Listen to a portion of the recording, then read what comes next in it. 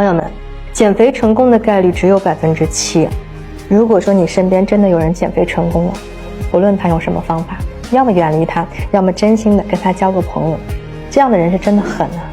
减肥这件事情你们知道的，不容易。有多少人天天嚷着说我要减肥，我要减肥，反反复复减不下来的大有人在。真的能够拿到结果的，他们是一天天瘦下来的，看着简单，但是背后他的付出你是看不到的。他们有发朋友圈吗？他们有无病呻吟吗？没有，注意力都在自己身上，早睡早起，晚上带着饥饿感入睡。还有人看着吃播呢，他们在锤炼自己的意志。这种人的决心和毅力你没法想象。那你说这样的人，他干什么事情他不成功，对吧？那如果说你就是那个减肥成功的人，那我没什么可说的，尊重你，好吗？希望你可以在评论区跟我们分享一下你的故事，让我们也找一找初心，找一找原始动力，好吗？